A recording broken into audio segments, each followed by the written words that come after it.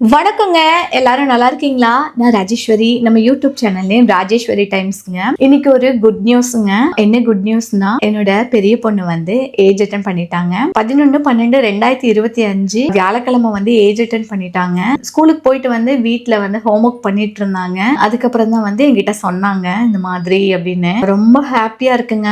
எங்களை பொறுத்த வரைக்கும் இதுதான் ஃபர்ஸ்ட் ஃபங்க்ஷனுங்க எங்க வீட்டுல. ஒரு அம்மாவா ரொம்ப நெகிழ்ச்சியா இருக்கு. ஏன்னா எங்க அம்மா வந்து என்ன சூழ்நிலையில இருந்திருப்பாங்க நாங்கெல்லாம் ஏஜ் அட்டன் பண்ணி இருக்கும் போது அப்படிங்கறத வந்து உணர்றேன்னு சொல்லலாம். என்னன்னு சொல்லலாம்னா வார்த்தைகளே இல்லைங்க. கை கால் ஓடல. 13 இயர்ஸ் ஆகுது என்னோட குழந்தைக்கு. கரெக்டான ஏஜ் இருந்தா பாட்டிங்க எல்லாம் சொல்லி இருந்தாங்க. Thursday ஈவினிங் சொன்னதுல இருந்து கை கால் எல்லாம் ஓடலைங்க. நாங்களே ஸ்டன் ஆயிட்டோம். அதுக்கப்புறம் என்ன பண்றதுன்னு தெரியாம என்ன பண்ணணும்னுட்டு என்னோட ஹஸ்பண்ட் சைடு ஃபேமிலிக்கு வந்து போன் பண்ணி கேட்டிருந்தோம் பெரியவங்க கிட்ட எல்லாம். ஃபர்ஸ்ட் என்னோட சின்ன மாமியார் சின்ன மாமனாருக்கு தான் போன் பண்ணி நாங்க சொல்லியிருந்தோம். ஏன்னா என்னுடைய அம்மா அப்பாவும் தவறிட்டாங்க, என்னோட ஹஸ்பண்டுடைய அம்மாவும் தவறிட்டாங்க. அவருடைய அப்பா பாத்தீங்கன்னா அவருக்கு சுகர் ப்ராப்ளம் வந்து கொஞ்சம் சிக்கா தான் இருக்காங்க. சோ நடக்க முடியாது, அந்த சூழ்நிலையில இருக்காங்க. அவங்களே வந்து கலந்துக்க முடியல. அதனால சரி ஓகே எங்க சின்ன மாமியார் கிட்ட கேட்டா டீட்டெயில் தெரியும்னுட்டு எங்க சின்ன மாமியாருக்கு போன் பண்ணி ஃபர்ஸ்ட் அவங்களுக்கு தான் நாங்க சொல்லி கேட்டோம். எங்க சின்ன மாமியார் சொன்ன முதல் வார்த்தை என்னன்னா,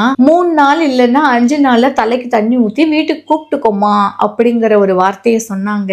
அப்பவே என் தலையில அப்படியே இடி விழுந்த மாதிரி ஆயிருச்சு. என்னோட குழந்தை என்ன ஏஜ் அட்டன் பண்ணி ஒரு 10 மாசம் 20 மாசம் எல்லாம் ஆகலையே, என் குழந்தை இன்னைக்குதான் ஏஜ் அட்டன் பண்ணிருக்காங்கன்னு சொல்லும் போது ஒரு வயசுக்கு பெரியவங்களா இல்ல குடும்பத்துக்கு பெரியவங்களா என்ன பண்ணணும்னா, முதல்ல அவங்க தான் வந்து வீட்டுல நின்னு என் குழந்தைக்கு என்ன செய்யணுமோ அந்த முறையெல்லாம் செஞ்சிருக்கணும். ஆனா அவங்க அந்த மாதிரி ஒரு வார்த்தை சொன்னதுக்கு அப்புறம் நான் கேட்டேன், அத்தை உங்களோட இதுல டெய்லியும் குழந்தைக்கு வந்து பலகாரங்கள் எல்லாம் வாங்கி கொடுத்து பார்த்துட்டு போற பழக்கம் எல்லாம் இல்லைங்களா அப்படின்னு கேட்டேன். அதுக்கு அவங்க சொன்ன வார்த்தை என்னன்னா, நீங்க சென்னையில இருக்கீங்க, தூரமா இருக்குல்ல, அங்கெல்லாம் யாரும் இல்ல அப்புறம் என்ன பண்றது, 3 நாள் இல்லைன்னா 5 நாள்ல தலைக்கு தண்ணி ஊத்தி வீட்டுக்கு கூப்பிட்டுக்கோங்க அப்படின்னு சொல்லிட்டு சொன்னாங்க. எனக்கு உறவுகள் எப்படி இருக்காங்க அப்படின்னுட்டு என்னடா நம்ம பெரிய மனுஷின்னு சொல்லிட்டு போன் பண்ணி கேட்டோம். பட் நமக்கு வந்த ஆன்சர் பாத்தீங்கன்னா இப்படி இருக்கே. எனக்கு பாத்தீங்கன்னா பெரிய குடும்பங்க. என்னோட மேரேஜ் பிரச்சனையினால என்னோட குடும்பம் யாருமே எங்க கிட்ட பேசுறது இல்ல.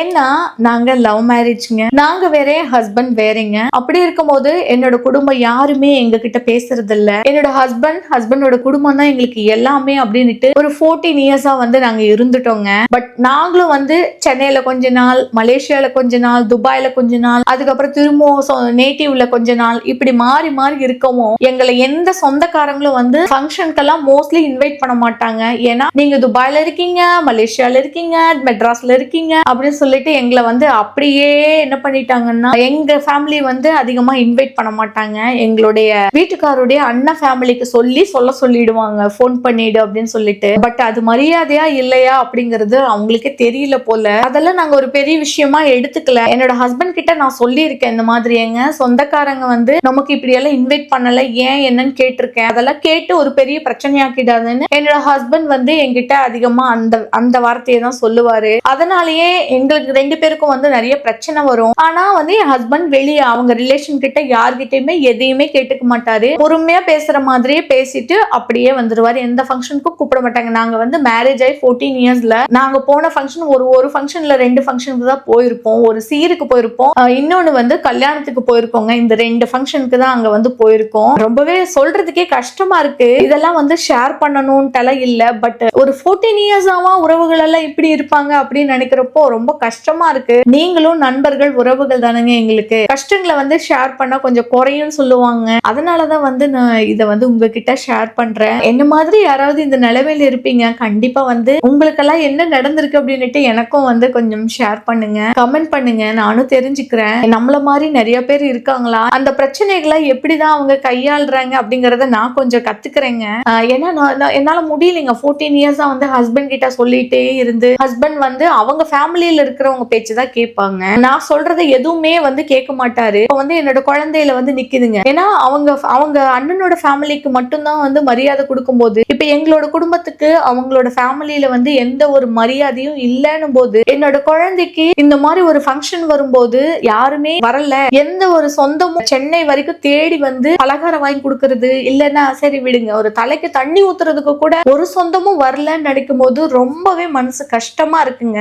ஆனா தெய்வாதீனமா என்னப்ப முருகன் இருக்காரு இல்லைங்க, அவர் வந்து ஈவினிங் 6:30க்கு என் குழந்தை சொன்னதுல இருந்து அவங்க தனியா ஒரு இடத்துல தனியா உட்கார வச்சுட்டு சொந்தங்களுக்கெல்லாம் போன் பண்ணி சொல்லும் போது அவங்க சொன்னது இப்படி பண்ணிக்கோங்க அப்படின்னு தான் சொன்னாங்களே தவிர நாங்க சென்னை வரைக்கும் வரோம்னுட்டு யாருமே வரல. அப்பவே புரிஞ்சுக்கிட்டேன் உறவுகள் அவ்வளவுதான். ஏன்னா நிறைய சூழ்நிலைகள்ல உறவுகள்னா என்னன்னுட்டு நான் நிறைய படிச்சுட்டேங்க. அட்லீஸ்ட் இந்த சூழ்நிலை எங்க வீட்டுல விசேஷம் நடக்குது, கண்டிப்பா போன் பண்ணி சொன்னவங்களாவது ஒரு ரெஸ்பான்ஸ் பண்ணி வருவாங்கன்னு நினைச்சேன். பட் அவங்க சொன்னதெல்லாம் 3 daysல கூப்பிட்டுக்கோங்க, 5 daysல கூப்பிட்டுக்கோங்க அப்படிங்கிற மாதிரி இன்னொரு வார்த்தையும் சொல்றாங்க. இதே நம்ம ஊரா இருந்தா இங்க இருக்கிறவங்க எல்லாருமே வருவோம், நீங்க சென்னையில இருக்கனால வர முடியாது அப்படின்னுட்டு. ஏன்னா அது கார்த்திகை எண்ட் ஆயிடுச்சு, இன்னும் 5 daysல குழந்தைக்கு செய்ய வேண்டியதெல்லாம் செஞ்சுட்டாதான் மார்கழியில எதுவும் செய்ய முடியாது. அதனால இந்த 5 daysக்குள்ள குழந்தைக்கு தலைக்கு தண்ணி ஊத்தி வீட்டுக்குள்ள சேர்த்துக்கோங்க, புண்ணியாஜனம் பண்ணிக்கோங்க. இதத்தான் அவங்க எல்லாம் சொன்னாங்க. ரொம்ப சந்தோஷங்க அப்படின்னு நான் மனசுல நினைச்சிட்டேங்க. யாருக்கிட்டையும் எதுவும் அதிகமா பேசிக்கல, கேட்டுக்கலைங்க. ஓகே சந்தோஷம், நமக்கு இன்னைக்கு நாளைக்கு அவங்களுக்கு எங்களுக்கு சொன்ன அட்வைஸ் பண்ணவங்களுக்கு எல்லாம் சூழ்நிலை கடவுள் கொடுக்காம இருந்துட போறாரா அப்படின்னுட்டு மனசுல நினைச்சிட்டாங்க. ரொம்ப கஷ்டமா இருந்து 2 பேரும் அழுதும். எங்களுக்கு என்னடா இது, நம்ம எந்த விசேஷத்துக்கும் கூப்பிடதான் இல்ல,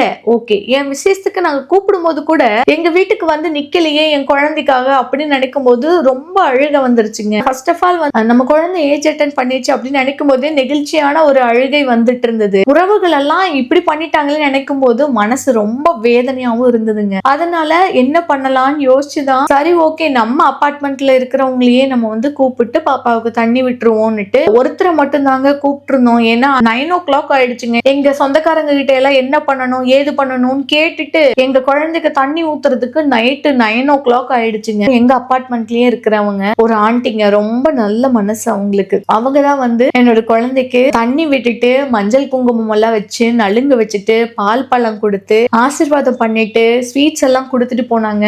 அவங்க எங்களுடைய கண்ணுக்கு தெய்வமாவே தெரிஞ்சாங்கங்க. முதல் நாள் எங்களுக்கு ரொம்பவே மன நிறைவாயிடுச்சு. எங்க குழந்தைக்கு அட்லீஸ்ட் ஒருத்தராவது தண்ணி விட்டாங்களே அப்படின்னு நினைக்கும் போது ரொம்பவே சந்தோஷமாயிடுச்சுங்க. சரி 2வது நாள் மத்த ரிலேஷன்ஸ்க்கு போன் பண்ணி சொல்லலாம்னுட்டு ஒரு வார்த்தை சொல்லிடுவோம், எதுக்கும் நாளைக்கு சொல்லலன்னு சொல்லக்கூடாது இல்லைங்களா, அதனால ஒரு வார்த்தை சொல்லிடுவோம் அப்படின்னுட்டு சொன்னோம். அவ்வளவு தூரம் இருக்கீங்க எப்படி அப்படிங்கிற மாதிரிதான் எல்லாருமே யோசிச்சாங்க. சரி அவங்க சொல்லல, அதனால நாங்க என்ன பண்ணணும், ஜோசிக்காரங்க கிட்ட 2வது நாள் எங்க ஊருக்கு கூட்டிட்டு போலாமா அப்படின்னு கேட்டப்போ பொண்ணு ஏஜ் அட்டன் பண்ணிட்டா தலைக்கு தண்ணி ஊத்தாம இங்கிருந்து சென்னையில இருந்து கோயம்புத்தூர் வரைக்கும் கூட்டிட்டு போக கூடாது அப்படிங்கிற மாதிரி சொல்லியிருந்தாங்க. அதனால நாங்க என்ன பண்ணிட்டோம்னா தலைக்கு தண்ணி ஊத்துன உடனேயே மாமா இல்லைன்னா அவர் சைட்ல இருக்கிற அத்தை இந்த மாதிரி யாராவது குடிசை கட்டணுங்க. ஆனா சென்னையில யாரும் இல்லை. அதனால நாங்க என்ன பண்றதுன்னு தெரியாம சரி ஓகே நம்ம பாப்பாவை தனியா உட்கார வச்சுட்டு ஹெல்த்தியான ஃபுட்டு கொடுத்துட்டு, எங்க வீட்டுக்காருக்கு பாத்தீங்கன்னா மாமா முறையும் இல்ல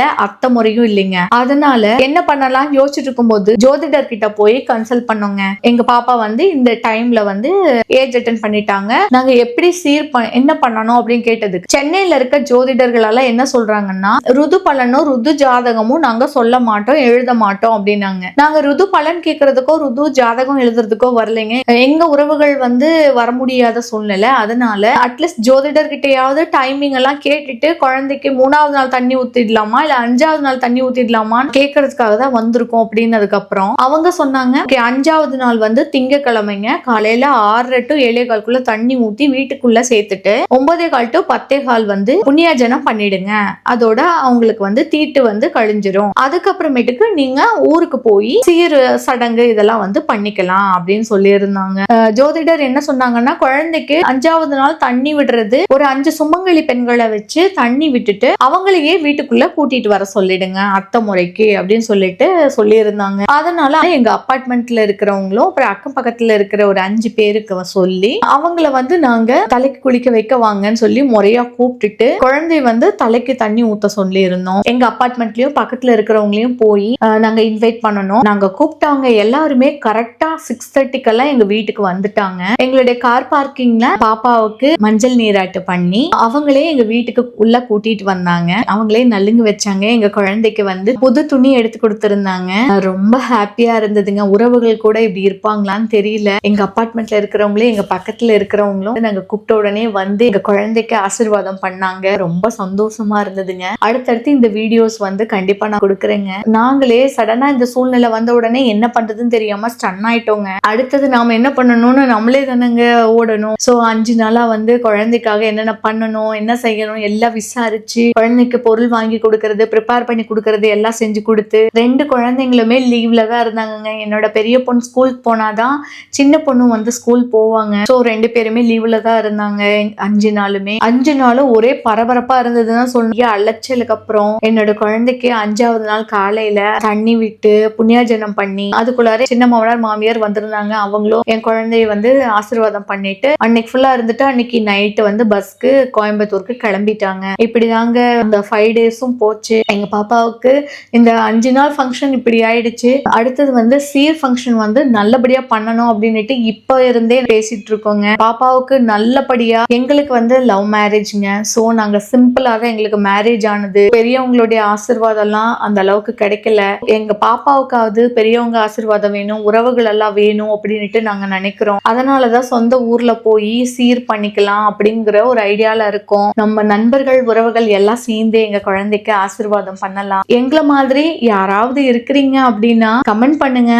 நானும் தெரிஞ்சுக்கிறேங்க. எனக்கு கொஞ்சம் ஆறுதலாவும் இருக்கும். நீங்க பண்ற கமெண்ட் வந்து குழந்தைக்கு விஷ் பண்ணுங்க. மேட்டுப்பாளைய நண்பர்கள் யாராவது இருந்தீங்கன்னா நேர்ல மீட் பண்ணலாங்க. என் குழந்தையோட சீர்ல கமெண்ட் பண்ணுங்க இங்க இருக்கோம் அப்படின்னு சொல்லிட்டு. இந்த வீடியோவை இவ்வளவு நேரம் பொறுமையா பார்த்ததுக்கு மிக்க நன்றிங்க. நம்ம யூடியூப் சேனல் நேம் ராஜேஸ்வரி டைம்ஸ்ங்க. மறக்காம சப்ஸ்கிரைப் பண்ணி சப்போர்ட் பண்ணுங்க. அடுத்தடுத்து இன்ட்ரெஸ்டிங் வீடியோஸ்க்கு பெல் ஐக்கான பிரஸ் பண்ணிக்கோங்க. அப்பதான் நான் கொடுக்குற அடுத்தடுத்த வீடியோஸ் வந்து உங்களுக்கு நோட்டிபிகேஷன்ல வருங்க. அடுத்தடுத்த வீடியோஸ் வந்து நல்ல இன்ட்ரெஸ்டிங்கா இருக்கும்போது ஏன்னா நாங்களே வந்து எக்ஸைட்டிங்கா இருக்குங்க. எங்க பொண்ணுக்கு சீர் பண்ண போறோம் அப்படின்னு நினைக்கிறப்போ ஊரையே கூப்பிட்டு சீர் பண்ணணுங்கிற ஆசை இருக்கு. எங்களுடைய பட்ஜெட்க்கு தகுந்த மாதிரி எங்களுக்கு முடிஞ்ச அளவுக்கு நாங்க கண்டிப்பா வந்து சீர் பண்ணுவோம். அது அடுத்தடுத்த வீடியோஸா கொடுக்குறோங்க. ஓகேங்க, இந்த வீடியோவை இவ்வளவு நேரம் பொறுமையா பார்த்ததுக்கு மிக்க நன்றி. வாழ்க வளமுடன்.